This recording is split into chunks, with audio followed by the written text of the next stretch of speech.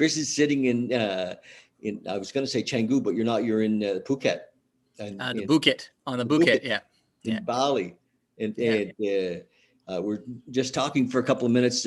I've spent a lot of time in Bali, and so I know a lot of the area where Chris is, and where you surf, and where your boat's parked, and you know, Canggu and Ubud, and all the turf.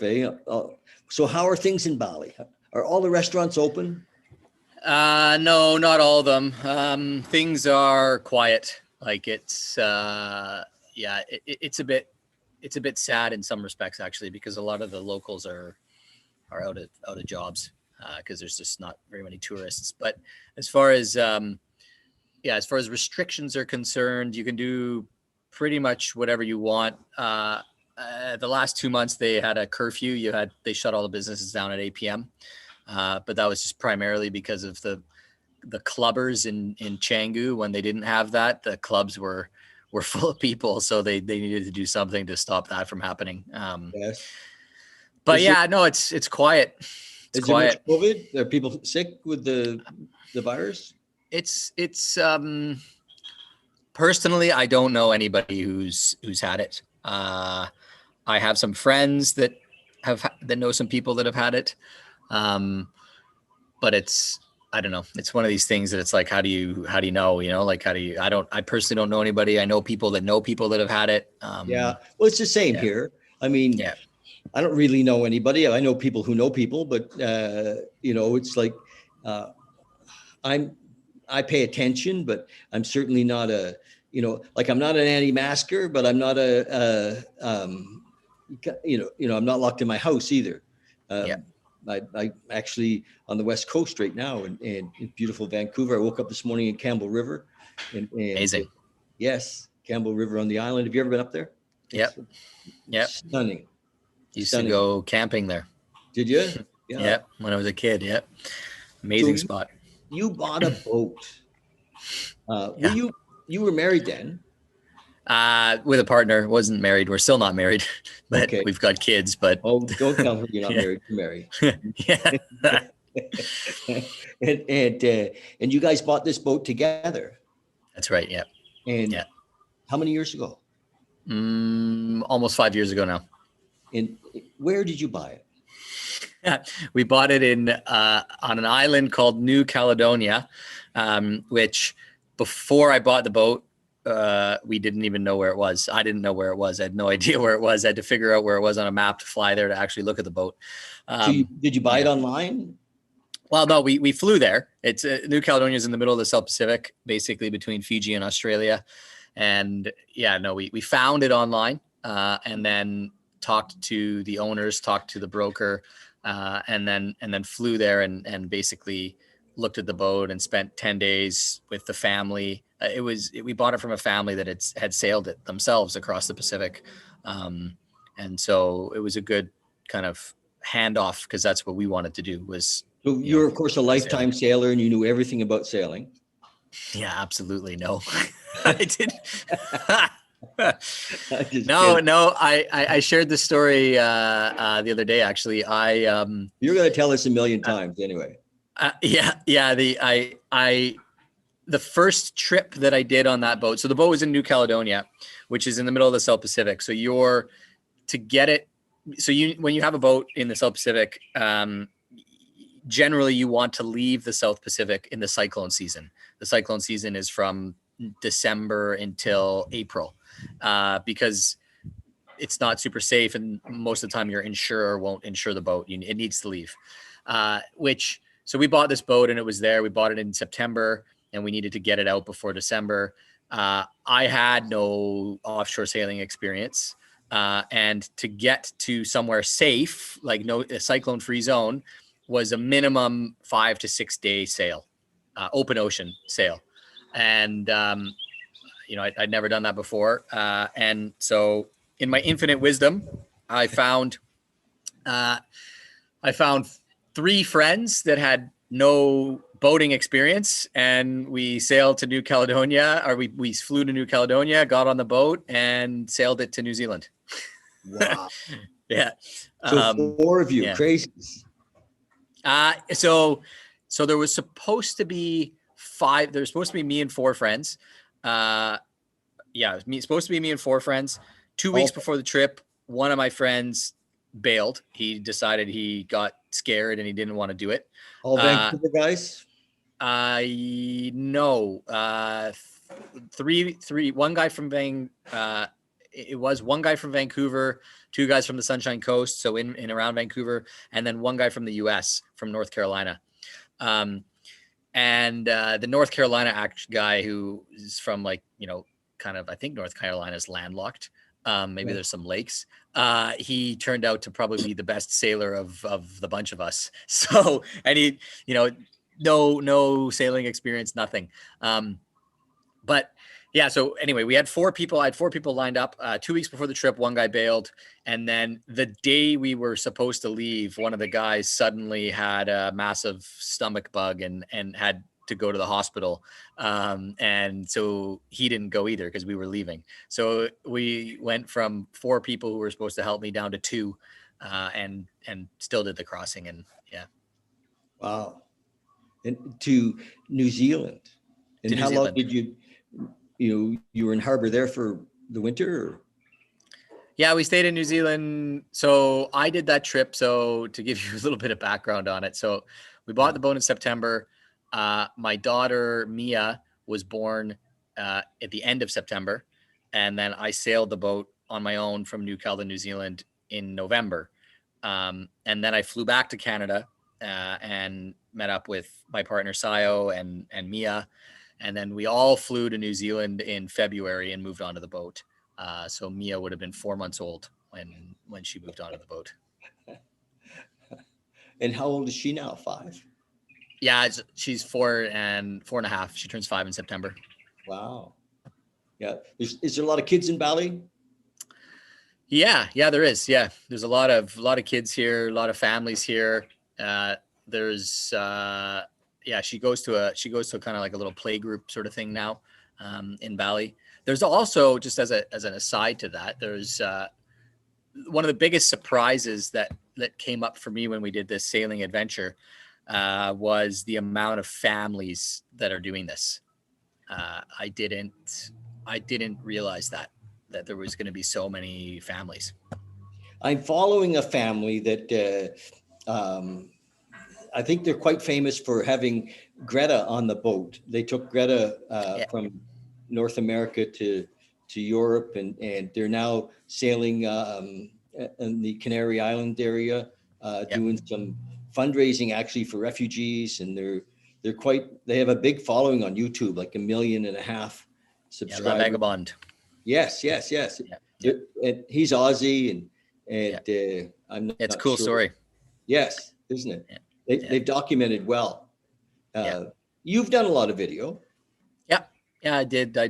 I have a tremendous amount of respect for those guys because having done it, having sailed and having filmed while sailing myself, just sailing the boat and keeping the adventure going and planning new destinations and keeping the boat going and all that stuff is a full-time job. Like, it's a 40-hour-a-week job just doing that. Then if you start to document that stuff, that's another more than a full-time job. So they put out a video once a week, I think, on Mondays, and I didn't know them. My brother Bob, who's up in Campbell River, who I went to visit, and is a big fan. And and he it's like they're his family. He's really in, and he was showing me their videos, so I subscribed just this week. So Cool. But he's like a big fan. I can see that, like, they post a video and they have in 3 hours, they've got 20,000 views, and people are watching the whole thing. So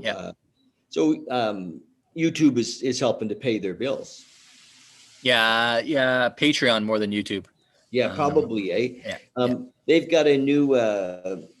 They're buying a new boat. They're going to step up, I guess. Bob said they're going to move from. They got a 40-footer or around a 40-footer. How big's yours? 47 feet. Yeah, that's a good size catamaran. And yeah, it's a good size. Yeah. How many bedrooms? 4. Four. So two in each side, or um, Yeah, so 2 halls. So yeah, exactly 2 bedrooms in each hull. Yeah. and the kitchen is on one In one side, hull. Yeah. and the other side is more of a leisure space or Yeah, you've got the 2 halls, and then there's a salon, which is on the bridge deck between the 2 halls. And then there's in one hall there's the 2 bedrooms and the kitchen, and the other hall there's like a shower and a big bathroom, and the bedrooms, and there's another 2 bathrooms on the boat as well, or heads as they call them in sailing yes, yeah, terminology. yeah. Yeah, I've got on my YouTube channel. There's a walkthrough of the boat of my boat, of the full boat, but yeah. Video Great. walkthrough of the whole Maybe thing. I Yeah. could post your YouTube channel on this later so people can visit Sure. and some of the videos you have there. You know, Yeah. it's been quite a journey that you've been on. Yeah. It's been an epic adventure. Yeah. So now you're in Bali, and there's so many uh, internet nomads Yep. living there, and you've gotten hooked up with some of these guys, haven't you? Yeah, a little bit. Yeah. I mean, it's coming from I started this channel, my YouTube channel. Primarily, I started it to just document what we were doing. It Yeah. was like I wanted to be able to have something to look back on and be like, oh wow, like that was cool. Because I find if you don't document it, you forget it. At least I Yeah. do forget Yeah. it. Also, my Mia was little, and I wanted to document that. So that's kind of how I started it. And now it's turned in for me into something that's kind of bigger than the YouTube channel. The YouTube channel is just was for fun to start. But for me, it's about and the YouTube channel turned into sharing with people kind of behind the scenes what sailing is like. Yes. And trying to, and I had a bunch of people asking me, how do I go and do this? How do I start sailing? How do I, basically how do I start my own sailing adventure? And so I wanted to start sharing kind of the real life of what it's about, because I find that there's kind of 2 sides to things out there. There's some people that tend to over dramatize what sailing's about. It's like they run into a little bit of rough weather and it's like, oh my God, like the boat's sinking, and then on the other side, it can be over glamorized, where it's just constantly girls in bikinis on the beaches and nice margaritas that they're sipping, and the reality of sailing is it's very much just like living your normal life. I'm on the boat with my family. I've got, problems with my kids. Like everybody has problems with their kids. I've got problems with my spouse. I've got problems with the boat, just like you have problems with your house. And it's a lot like normal life, just lived in a different way.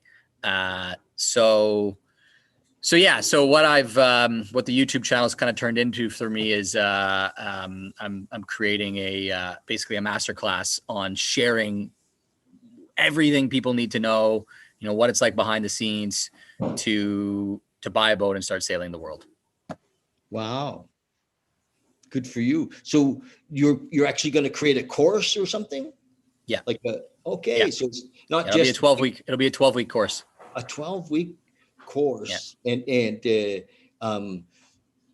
is some of it you're going to create the whole 12 weeks and then or will it be? It'll be delivered. It'll be delivered live.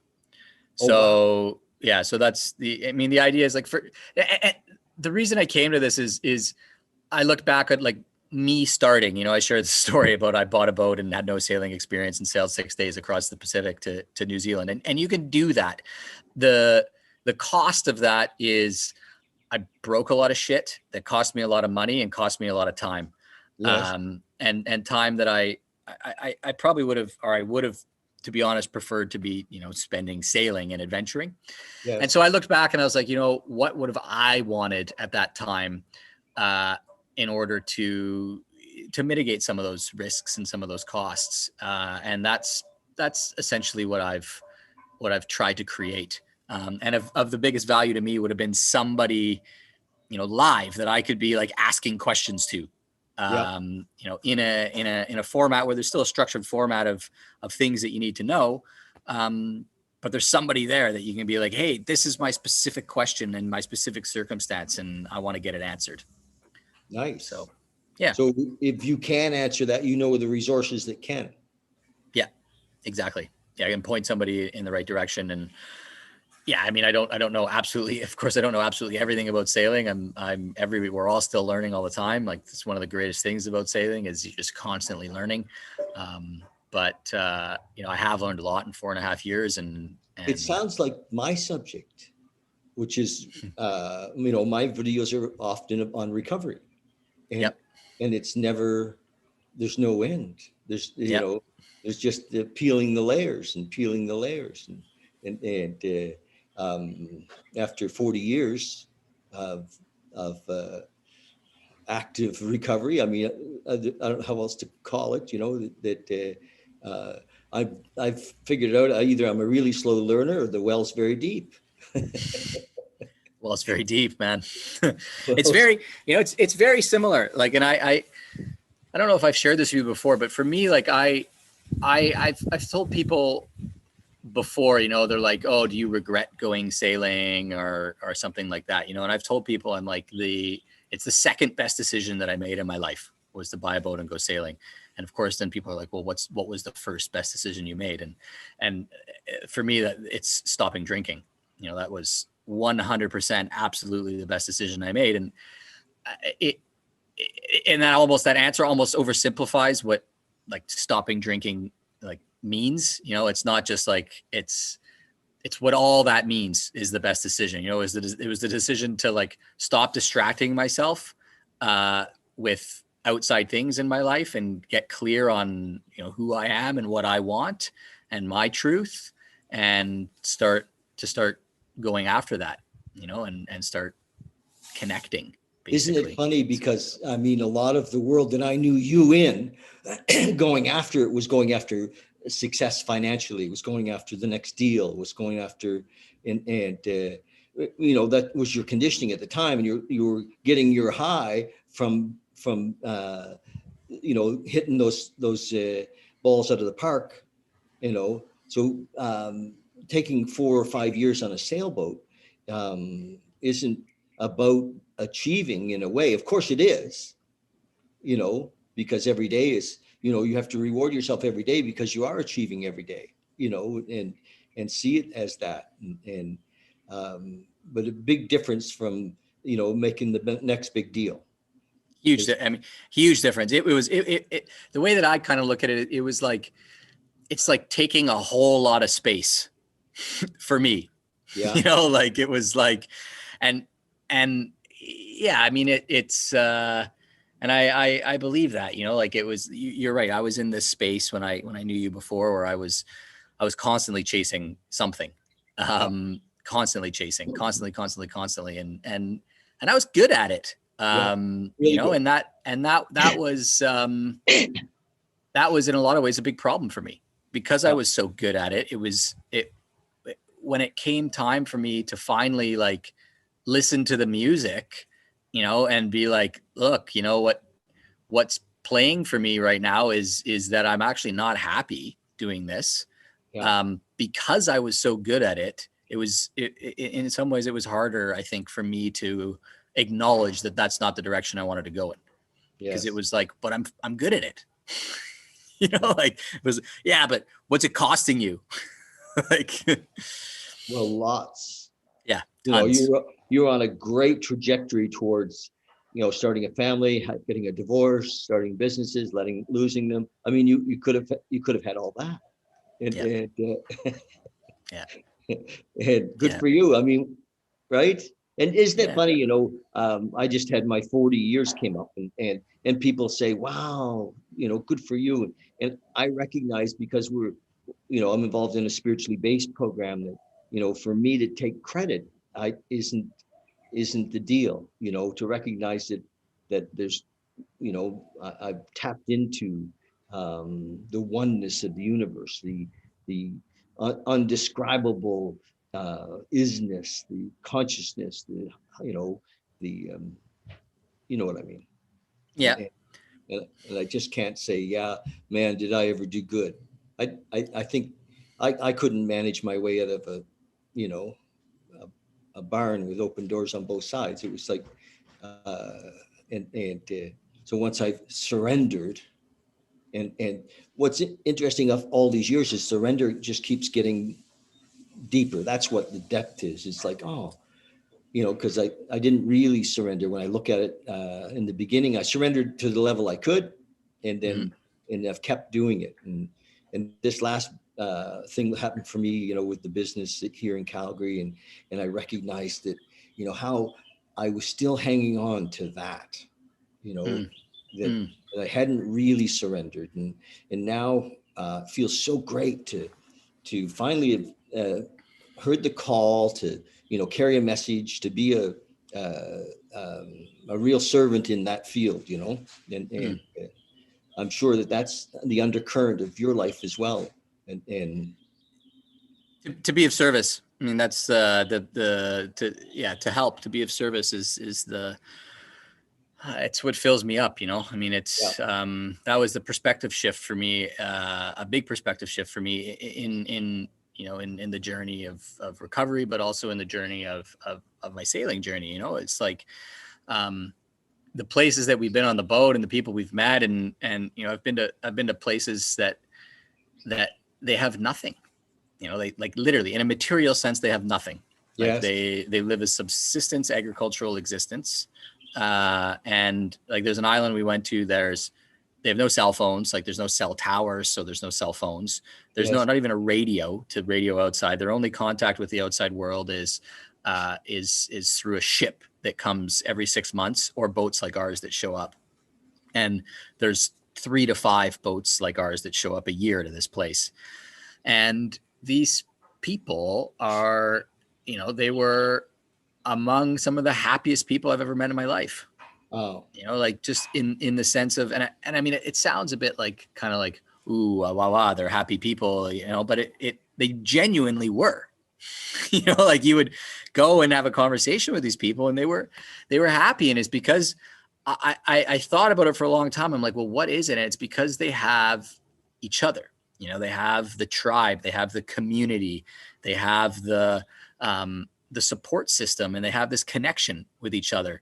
And you know, they don't have the material stuff, so their life isn't.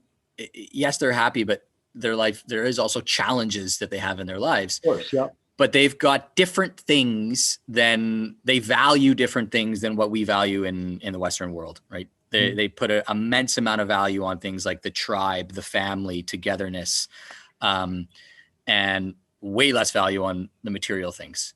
And you know, they're happy as a result, that's regardless of their awesome. material Would situation. that be, was that an Indonesian island? No, that was an island in the Solomon Islands, an island called Utapua in the Solomon Islands. And yeah, I mean, the guy that was the leader of that island, you know, he was all about. I did an interview with him, actually. I have a video interview with him, and because I wanted to understand his philosophy and what he was doing, and he was, and because this island was, you know, they were growing, like they were becoming, they were stepping into the world and learning and stuff, and some of the people, they'd supported various different people from the village to go and get an education, and then those people would come back and teach, and they were growing. And so I was curious what this guy's philosophy was, and his philosophy was all about, you know, what can our community give to the world.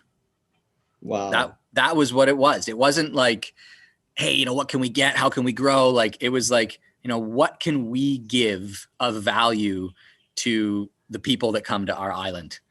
And I just thought that was so cool. You know, I was like, that's like, yeah, I thought it was so cool. No. Do you know, I have a little story about that. You know, I've been in Bali many, many times, 20 sometimes. And I remember one time a young lady that I knew was doing offerings. You know how they're doing offerings, and they light the incense and they pray, and it was outside of a restaurant up in Ubud, and I knew her, and I didn't realize what they were praying for. I asked her that day. I said, "So when you light the incense and you stop to pray, what are you praying for? Are you praying for a successful day, or you're praying for health, or you're praying for, oh, she said, no, no, no, I'm praying for you. Hmm. Not me personally, but for the betterment of humanity. For it was not a prayer uh, to get; it was a prayer to give. Yeah. And the Balinese cultures is beautiful and has survived, and Hmm. probably this year will even be stronger as a Yeah. result. And Yeah. um, on all the years I went there and the friends that I had that are Balinese, we never really were.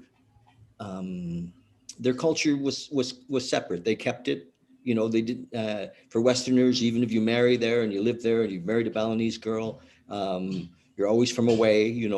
It's a it's a bit exclusive, and although their love for everyone is clear. Um, yeah, I've very often touched by the Balinese and their caring. Um, I expect that thousands and thousands of the people who were working on that island were from other islands. They're from Java. They're from, and In like, Bali. yes, Yeah. because they came to Bali to work, to do construction, to build things that were being sold, and Yeah. working in the restaurants and that kind of stuff. Now, a lot of those people would have gone home, back to Sulawesi, to Java. Thousands of them were Japanese people. Those that can. Yeah. Yeah, yeah, Yeah. that's right. Those that could have gone home, and Yeah. so not only is the Western tourist population, and tourists from Asia, tourists from India, tourists from all over the globe not coming, but I'll bet you that the domestic folks have gone home. So the population's probably dropped a lot. Yeah, it was reasonably busy over Christmas. There was a lot of people from other islands that came here for Christmas, but Yes. after that, like now, it's there's not a lot of people, and there's definitely been a knock-on effect in that that like the tourist businesses are suffering, but Hmm. then the other businesses now we're seeing a real impact in like even the non-tourist businesses, because the people that work in the tourist businesses don't have any money to go and spend money in the non-tourist businesses, Yes. and so it's yeah, It, it's really tough. Yeah. Yeah. it was after the bombing, the Bali bombs it was like that. They Yeah. went through a year at least like that, and at least they know that people are going to come back. This is Yeah. and the Banjars. Each little village has what's called a Banjar, and the Yeah. Banjars will hopefully be looking after, because they They, have. they are. Yeah, Yeah, they are. They are the people that are. I mean, it's things like for example, we have a neighbor here, and his kids were, um, his kids were in school. One of his kids had 1 year of university left, and he's like, I got no money to pay the university thing because I got no job now. So, um, it's little things like that. Like people are surviving, but yeah. anything extra is not happening. Yeah. Um, So so yeah, I know it's tough. yeah, it'll come back. It'll come back this year, in the I fall. don't, I don't, I don't think so. To be honest, I really don't think so. I think I was, I was hanging out with, just to actually backtrack what you said about that whole praying thing, and them doing their ceremonies and their offerings. So I have a friend who's Balinese, and he's been on the boat a few times here, and we took some other local expat friends out the other day, and he came because he helps and does some cooking and whatever, and he before he came and he did a whole bunch of offerings all over the boat. Yeah. And it was like, he comes in, he's like, Chris, he's like, okay, now the boat is like God is on the boat is protected, Yeah. and that's just to help me. Well, That's why, like, well, it would and I be guess he's coming, so he wants it to be safe too. But well, but sure. It'd really, be very foreign it's for him to, I mean, I've prayed with the Balinese lots, and it would be very foreign for them not yeah, to not be blessing your boat and yeah, preparing it that's for. cool. I love it. Yeah. I love it. I love it. And I do the offerings every day at our place here. We've got got got the temple, and or not the temple. It's like there's no temple in the house. The temple is different. There's like it's like a guard that they have, but it's like a statue, and you do an offering to it every day, and it Sure, I keeps know the where house safe. it's actually, if it's a Balinese built house, it's exactly everything is where it should be, and where the little altar is or the temple that you have in the backyard, probably in the right-hand side or the left-hand side of the yard. Is it? This one's actually in the carport, right Wow. at the gate to where the house is. There's a little Okay. little thing there, and Everything's, everything has meaning. Yeah. Where the kitchen is, where everything has meaning. So I have a home group in Ubud. Yeah. Okay. I'll send you their links. They're online. Yeah. On a regular basis, and there's a lot of history of how the 12-step world got started there. For a long time, there could be no NA because Indonesians said that it wasn't possible. They don't have any. There can be no addiction because there's no drugs, right? Yep. But so have you met other people? Oh yeah. Lots of people. There's a Zoom meeting every day at 9 a.m. and 7 p.m. But just an online meeting that's based out of Bali. Yes. That I'm a part of that, and I've got a lot of friends that are part of that too on the island. And yeah, I met a guy, actually, a local guy who was they put him in jail because he had a heroin addiction. So they threw him in jail, and then he was in jail for 8 years or something like that. Some unreal story, and came out, and there was, at that time, as if you're local, like, there's no treatment centers or facilities or anything. It's you're on your own, and he did it on his own. Going to the Ruco here, just for today building. So I know exactly where it is. Yeah. The Ruco. Yeah. I remember trying to find it in the early days. It was so hard to find. Like, and I was there in the 90s, it wasn't there at all. But in the early 2000s, it was still very hard to find. But things have changed a lot. So I think it's great you're there. You're going to be there, it sounds like, for a while. Yeah, that's the plan. We got this. We moved off the boat. Still have the boat, but moved off the boat for now. We're living on the Bukit here in a nice little traditional jogolo. Yeah. And the plan is to be here for at least, when we came, we said at least a year, but it's looking like 2 years now. We'll see. Nice. Well, one day at a time, going, I want to support your business. So that's when we have a link for your course or do some introductions.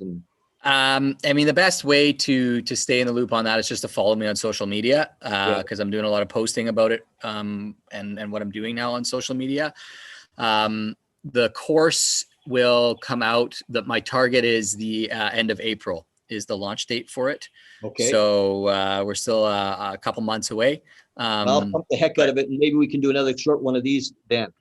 Yeah, sure, man. I'd love to. Yeah, it was. My audience is growing, and on YouTube, and I'm gonna probably run because dinner's ready. But what I'll do is you have a YouTube channel. Yep. And I'll send you. I'm just gonna clean this up and download it to my YouTube. And I'll send you the link. Maybe you can put it up on your Facebook and stuff like that if you'd like. Thanks for Thank you time to share with me. It's good to see you, and I'm a little pissed that you're in Bali and I'm not. And not really. Love to see you here, man. Well, I'll be back. I'll be back. It's been a while, but once Bali gets in your blood, it's hard to, it's a beautiful place. Yes, it certainly is, and you're there at a very special time. So, thanks, Chris. Anything else you'd like to say before I go? No, man. It's nice to connect with you. Thanks for setting this up. It's always good to catch up with you. Enjoy it. And yeah, man, I'm excited to see you continue to create. Yeah, in it big. I'm going to send you some. I want to tell you, I discovered this guy. He's a neuroscientist. His name's Andrew Huberman.